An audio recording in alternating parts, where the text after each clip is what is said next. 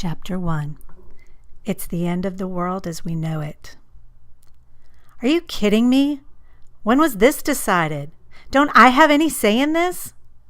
So many thoughts were going through my head at the moment, but I couldn't deal with her right now. She was so good at ruining her own life, and now she wanted to start on mine.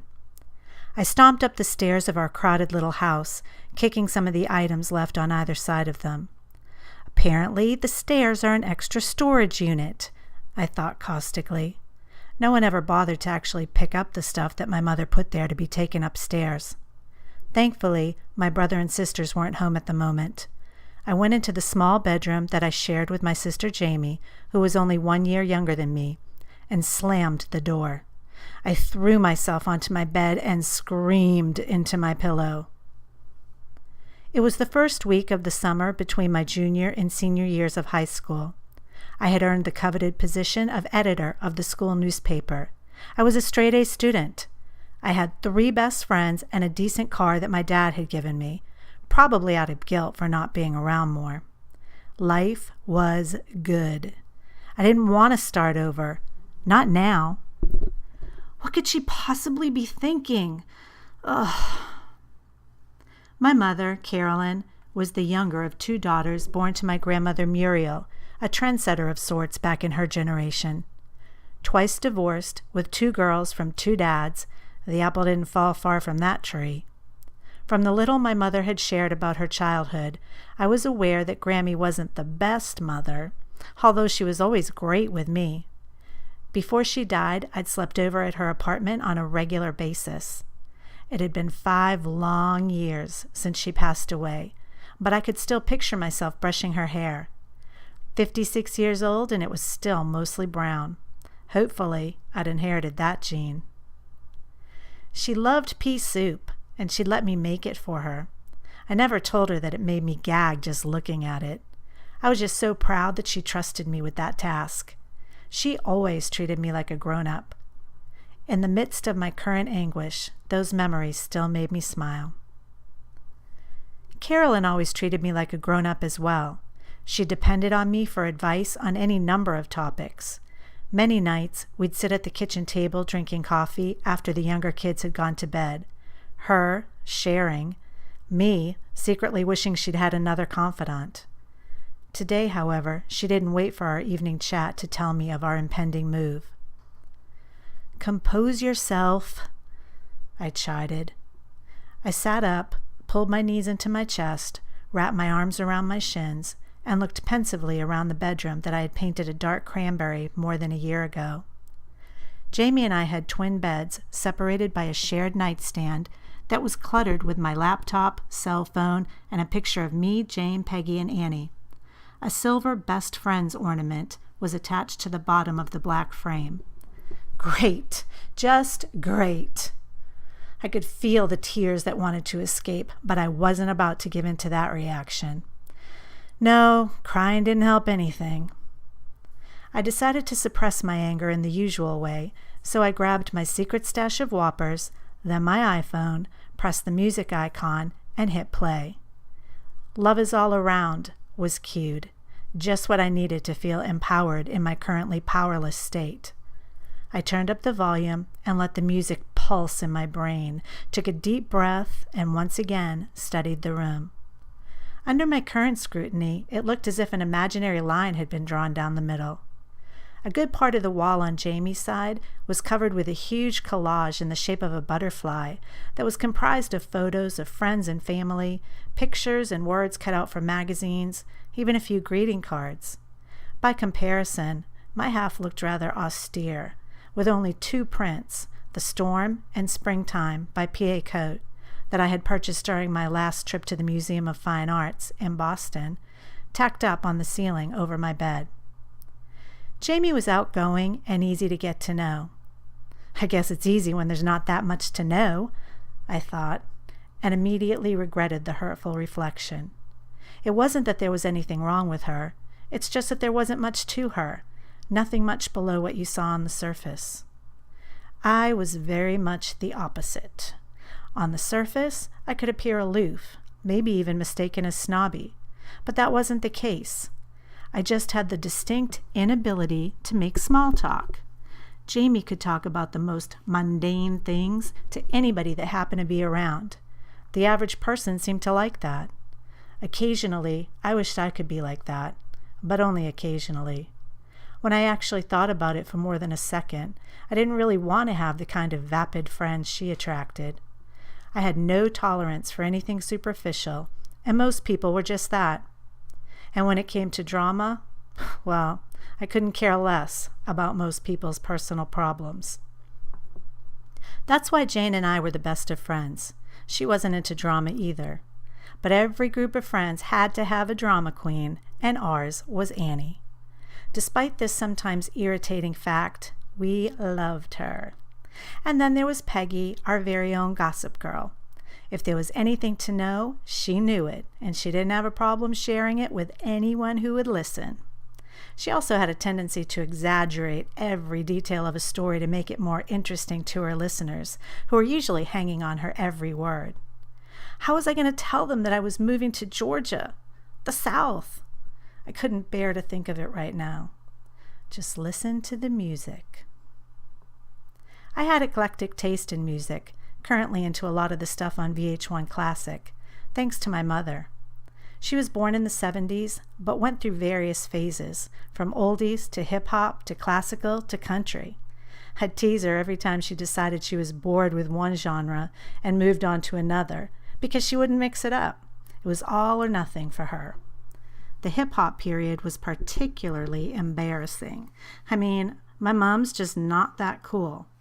But when I was in first and second grade, she was into the 50s. I couldn't help but smile when I thought of her singing, "If You Want to Be Happy for the Rest of Your Life." She would make me laugh uncontrollably at the end of the song when she'd sing the "yeah, yeah, yeah, yeah" part. She could be crazy like that. Reality check. She's being crazy now. Georgia? Georgia is so southern. I could never fit in there. I didn't want to fit in there. Why couldn't she wait one more year? I'd be at UMass then, and it wouldn't matter where she moved the family. Breathe. My main go-to song was on now, and it always calmed me down. Just listen and relax, I told myself.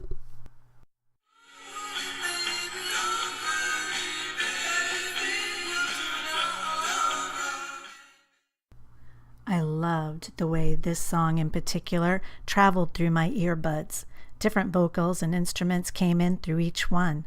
When the sounds met in the middle, it was like a Jacob's ladder in my brain, and my whole head was happy. I closed my eyes. I awoke, startled, when my phone rang, not having intended to take a nap. It was Peggy. Did she know? My brain was foggy at the moment.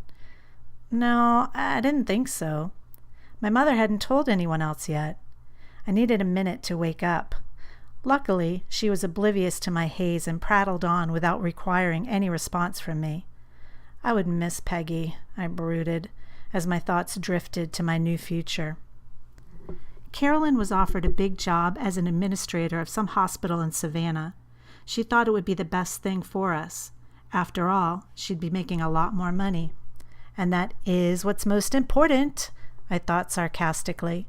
We'd have a big house in a small town called Eden. I'd finally have my own room. Peggy would be impressed. She's an idiot, I thought, and for the second time tonight regretted the slight. I was in a foul mood.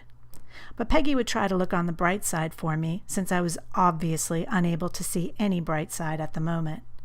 After what seemed like an eternity of her talking and me feigning interest with the occasional "uh-huh," I was able to conclude the conversation by telling her that I'd call her back after dinner. Dread. I didn't like to chat on the phone. That was the great thing about texting. It was abbreviated, quick. Save the chatting for when you're actually hanging out. My friends knew that about me and didn't hold it against me. I knew, though, that I'd have to tell them soon, and that conversation would be anything but abbreviated. I felt only slightly less venomous after my brief nap and chat with Peggy. I needed to do something to snap out of this mood. Music and journaling were therapeutic for me, and I knew I needed to write a bit in order to let go of the anger and frustration I was feeling. I'd kept a journal for as long as I could remember, and now I leaned over to open the top drawer in the nightstand to retrieve my current one, along with my fake quill pen. What would Joan do? I began scrawling in large, curly letters, taking up an entire page. One thing I knew for sure was that she wouldn't cry. Joan Jett was a woman whom I truly admired. She was so cool and always did things her way, regardless of what other people thought. That was one thing we had in common. I definitely didn't care about other people's opinion of me. I did what I thought was right, regardless of what was popular or the norm. Where we differed was in coolness. The sad fact was, like my mother, I just wasn't that cool. I guess I was more conventional, but a Joan spirit lived in me, desperate to get out once in a while. Music was a huge part of my life. Everything was more bearable when I listened to my favorite songs. For me, songwriters were my favorite poets, authors, inspiration. Near the top of one of my many to-do lists was to create a short story based on one of my favorite songs. After digging my pen into the pages for several minutes, quoting Joan once or twice, I was ready to venture downstairs again, ready to talk to my mother again. I'm calm, I think. Carolyn was making dinner when I walked quietly to the edge of the kitchen. I watched her prepare the evening meal for the 6 of us. A roasted chicken, mashed potatoes, and green beans. That was the younger kids' favorite. I guessed she was going to break the news to them over dinner. They probably wouldn't even care. They'd probably be excited. Robin, Don, and Danny were considerably younger than me. Robin by 5 years, Don by 6, and Danny, my mother's only son, by 11. I had another brother, Justin, by my dad and stepmother. He was a year older than Danny. I hated cooking. Maybe it was because it was such a chore to cook for so many. And it's not like they were ever grateful. They were all picky eaters and never had much nice to say about dinner. How could someone have 5 kids? That's about 4 too many as far as I was concerned. When my mother turned to get something out of the fridge, she saw me standing there. Apparently, she read the look on my face and instinctively knew better than to talk to me now. That's right, I'm not ready. Instead, she asked me to set the table. I set the plates down noisily as I thought about the fact that I had less than 2 weeks to pack up my life and say goodbye to my friends. I had so many plans for the summer. Planning/research for the opening edition of my high school's newspaper, sleepovers, parties at the lake. Keyword being had. Those plans were gone now. It was doubtful that I'd meet any new people over the summer in a small town. 2 long, boring months in some southern hick town. Once again, I despised my mother. As I doled out the silverware, I thought of her many hastily made decisions. The fact that my 3 youngest siblings had 2 different fathers, and different from mine and Jamie's, was the first thing that came to my mind. My mother was pretty, but for some reason, she apparently thought that was all she had to offer. She seemed to have no self-esteem whatsoever. I didn't understand that. In addition to being pretty, she was also bright and self-motivated. She began her career at the local hospital as a registered nurse and worked her way into management over the last 14 years. Why couldn't she see that she was more than a pretty face? I was the oldest, and I exhibited all the common characteristics of a firstborn child. I was mature for my age and extremely responsible. I was naturally smart. Schoolwork came easy to me. I couldn't brag about earning all A's. After all, I barely had to crack open a book. Because of the maturity I had exhibited, even as a child, my mother always treated me like her friend instead of her daughter. I resented that more than I would ever admit. She depended on me to pick up the slack with my siblings when she was working. She confided in me things that she should have saved for her girlfriends. But she didn't have any girlfriends. Between work, 5 kids, and 3 dads, She didn't have much time for anything. As soon as all the kids arrived home from their various activities, we sat down to dinner. The usual arguments between the younger ones began. "I want a leg," Danny whined, looking to Mom, as Dawn yanked one off the chicken. "You got a leg the last time," Robin gently reminded him, her tone sounding older than her 11 years. I tuned them out and let my thoughts wander to Georgia. I knew it was hot there. I guess not having to bear another Massachusetts winter could go on the plus side of this life-altering event. That's one. Was there anything else that I could possibly consider a positive?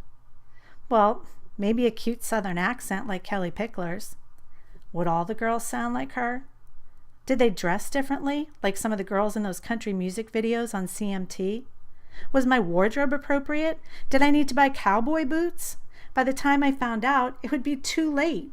You know what they say about first impressions. Geez, stop already. I silently rebuked myself and tuned back into the dinner conversation. Mom had the kids' attention now after her "Guess what? I have a big surprise for you" statement. "We're moving to Eden, Georgia. I accepted a job at a hospital in Savannah, and we're moving in less than 2 weeks. Isn't that great?" "Where's Georgia?" Danny asked curiously. "It's about 1,000 miles south and close to the ocean, just like here," she said enthusiastically. "Only it's pretty warm most of the year there. You won't need your heavy coats or boots or mittens like you do here," she continued, doing her best to brainwash my siblings into thinking this unwanted move was some exciting adventure. Of course, Jamie seemed to be on board immediately. "I wonder what the kids are like," she mused aloud, sounding hopeful. It seemed to be so easy for her. "I'll bet they're just the same as your friends here," my mother offered, "only with Southern accents. I've been talking with a couple of people that I'll be working with at the hospital, as well as our real estate agent. Their accents are precious." "Cool," all the kids said in unison. I, on the other hand, sat silently, pushing the food on my plate around. I couldn't eat. I could only think. I wish I could just shut my brain off sometimes. It was working overtime at the moment. "So," I began tentatively, "this is a done deal, and we have less than 2 weeks to pack up our lives? What about the dads? Don't they have any say in this?" I knew this question would bring the focus back to reality. "Of course, I've already discussed the move with the dads. They've all agreed that this is a great career opportunity for me. They want what's best for this family, and they've each promised to visit as often as possible. And it goes without saying that you're all allowed to come back here to visit them and your friends as time and money permits." Well, that's it, I thought, defeated. The dads, as we referred to them collectively, wanted what was best for the family. Yeah, right.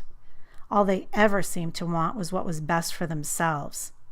They were minimally involved in our lives up till now. It didn't actually come as a surprise that they wouldn't fight for us to stay. I wondered what Sam, Jamie's, and my dad would buy us to assuage his guilt over allowing 1,000 miles to come between us. I didn't want his stupid presents. I wanted his presence. But I guess that was more than he was able to give.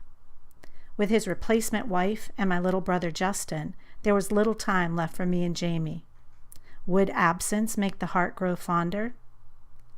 After the expected question and answer session was concluded, I started robotically clearing the table.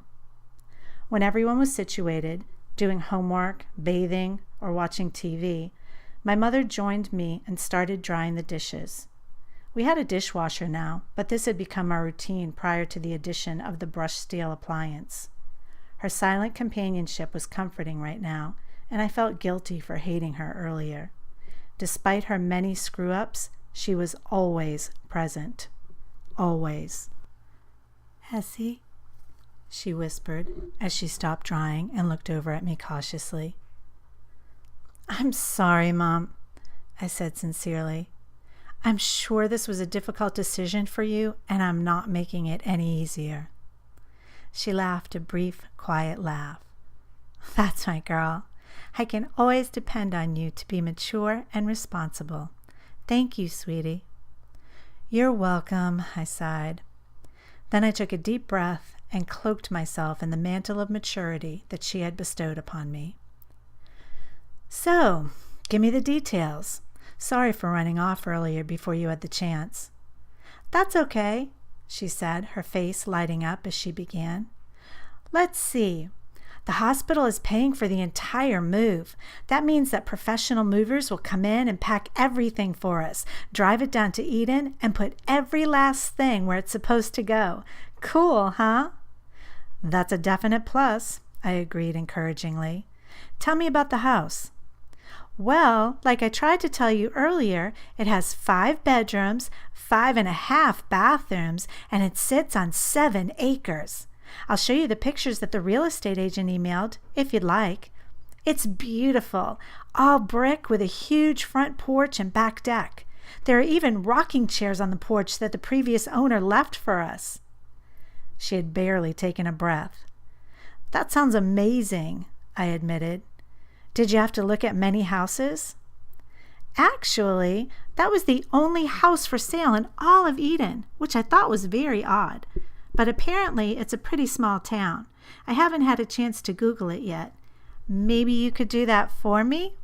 Her voice ending on an up note that I understood to mean my job would be to find out as much as possible about the area that was soon to become our new home. Good thing I was a natural investigator of sorts. That trait served me well during my high school journalism career. I'll get working on that, I said as cheerfully as I could manage as I finished wiping down the counter. She smiled. It was easy for me to make her happy, and I was usually glad to do it. Why did you choose Eden? I didn't choose it. I've been thinking that it chose us. What does that mean? Well, one of the people that I've been in contact with at the hospital gave me the number of a real estate agent who's a friend of hers. He's the one that suggested Eden. He told me that it's close to Savannah, so my commute would be short, but it's in the country, so it's a pretty nice place for kids. He also said the schools were good. One other thing, the price was right. I guess it was meant to be. I guess it was. I walked up the stairs to my room, this time taking 2 armfuls of stair stuff with me. I put the items in the appropriate bedrooms, saving mine for last. I grabbed my laptop and plopped myself on my bed. I Googled Eden, Georgia. The first site listed was a community profile of Effingham County. Fact number 1, we would be living in Effingham County. I made a note of that. The website, however, provided no further useful information. Companies and businesses? Click. Apparently, there are a whopping 23 companies and/or businesses in Eden, none of which looked promising as far as part-time employment was concerned. How many people lived in this town? I Googled population Eden, Georgia. According to one random real estate site, the population was only 837, and they kindly broke that down into white, black, Hispanic, Asian, Hawaiian, Indian, and other, of which there were 3. Others, that is. I wondered what an other was. Androids, I hoped. There were 412 males, 425 females, and the median age was 35. This was not looking good. I worriedly wrote those details in my notebook. Wait! My mother said we'd be close to Savannah. That's where our hospital was located. I needed to find out how close was close. I clicked on Google Maps and waited impatiently for the site to load. Please don't be too far, I thought anxiously. I clicked on directions and entered Eden, Georgia to Savannah, Georgia. It made me wait several long seconds before finally informing me that the driving distance between insanity and civilization was 22 miles. I had never appreciated my car the way I did at this moment. I scribbled 22 miles into my notebook and then decided to check out the high school. With a total population of 837, I was afraid. As it turned out, I would be attending South Effingham High School, home of the Mustangs, which was located in Guyton.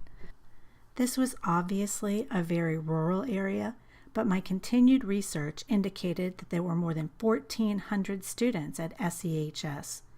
Promising, I thought, encouraged, and not too far off from the 1,850 enrolled at Haverhill High School, my current alma mater. I added these facts to the growing list of information I had quickly been able to compile on my future home. Sufficiently armed with all the relevant details, I reached for my phone and pressed the Favorites star, where I found Jane, my BFF. I could feel my heart beating faster. "Hey, Essie," she said with a smile in her voice. "Jane, I have something really big to tell you, and there's no easy way to say it." "Oh my gosh, what?" Like ripping off a bandage, doing it quickly might make this less painful. I blurted out, "My mother got a big new job and we're moving to Georgia in a couple of weeks." There, I said it. It was now real. "You're moving to Georgia?" She said each word slowly and with confused disbelief. "Yes," was all I could manage at the moment.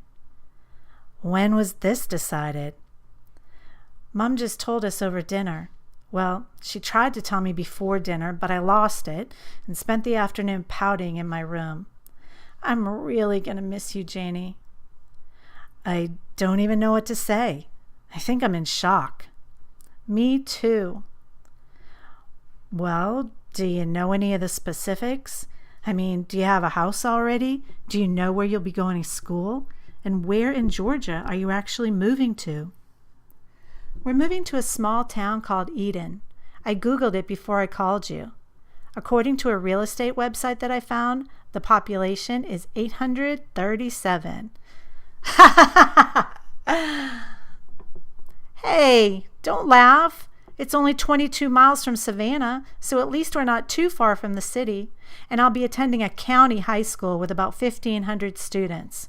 I'm sure it won't be as bad as it sounds." "Sure, it'll be great," she said convincingly. "Maybe your mother will let me come visit you before school starts." "I'm sure she will. You should ask your parents and we can start planning right away," I said, excited for the first time since I heard the news. "I wonder if there are any cute boys in Eden," Jane pondered. "With a population of 837, the potential is low." She paused for a moment, then continued, trying to sound optimistic. "But I'm sure you'll meet lots of people once school starts." "Hopefully," I sighed. "Listen, I need to call Peggy and Annie before they hear about this from somebody else. Let's get together tomorrow, okay?" "Okay, I'll call you in the morning. See you, Essie." "See you, Jane." As soon as I hung up, I called Peggy. Of course, she freaked out, but I was prepared for that. What I wasn't prepared for was Annie's reaction. She started crying and telling me that I was her best friend and that she didn't know what she was going to do without me. I knew she was just being sweet. After all, she and Peggy were closer, but I didn't care. After assuring her that we would never lose touch, she composed herself and agreed to meet me, Jane, and Peggy in the morning. I was mentally exhausted by this time and felt like going to sleep. But could I sleep? My entire life had shifted from the course I thought it would take in just a few short hours. I thought of my 3 best friends and how close we all were, always spending the night at each other's homes, borrowing each other's clothes. There were no secrets between us. I thought of the day that Jane and I met at the bus stop on the first day of high school. We were unlikely friends. She was tough and would pick a fight with anyone who looked at her the wrong way if she was in a mood. She also smoked and cursed, habits she picked up from her older brother. But she had a sharp wit and could make me laugh till I cried. as well as a tender side that she kept hidden from most of the world. I thought of seeing Peggy day after day in the Sea Wing girls' bathroom, smiling politely at first, engaging in small talk after a while, eventually trying out each other's lip gloss, ultimately becoming friends. Peggy was chatty and made friends quickly. She had an easy way about her that could make you feel as though you'd been friends forever. Her mother did hair out of her home, and she always did ours for free. I thought of the first time I met Annie, smoking a cigarette, wearing a trendy denim jacket, her curly golden hair swept behind her shoulders, perfectly framing her flawless face. She and Peggy were best friends, as unlikely a pair as Jane and I. Annie could put together an outfit like no one else. Every single thing was coordinated. She also had no problem breaking into song whenever the urge struck, no matter where she was. She exuded a confidence that was rare in a girl of only 16 years. I heard the door creak, and Jamie bounded into the bedroom. She and I hadn't had a chance to talk since Mum broke the news of our impending move. She walked over to my bed and bounced down next to me. Her whole face was smiling. "Why aren't you excited, Ess?" she asked, perplexed. Before I could answer, she continued, still bouncing slightly. "We're finally going to have our own rooms. I can't wait. And I just talked to Dad, and he said he'd buy us a four-wheeler since we have 7 whole acres of land. Come on, Ess. Get excited. This is going to be great. We're going to have a whole new life." She was talking so fast that her words were blurring together. "Why would you want a whole new life?" I asked slowly, hoping she'd get the hint and calm down just a bit. "I thought you liked your life here." "I do, Ess, but now we'll be able to meet so many more people and live in a whole different part of the country, the South. Can you stand it? I can't wait to hear their accents. I wonder if they'll think we talk funny. And besides, Dad said he'd pay for us to come back and visit whenever we want." Still blurring. I needed quiet contemplation. "I'm glad that you're so excited, James. Really. And I'm sure I'll be excited too after I've had some time to let this all sink in. Would you mind if I tried to get some sleep?" "Sure, Ess, you sleep. I'll go downstairs and watch TV for a while. See you in the morning." "Thanks, James," I said softly as she got up from my bed, walked across the room, turned off the light, and shut the door. I don't remember falling asleep that first night, the first night of my new destiny.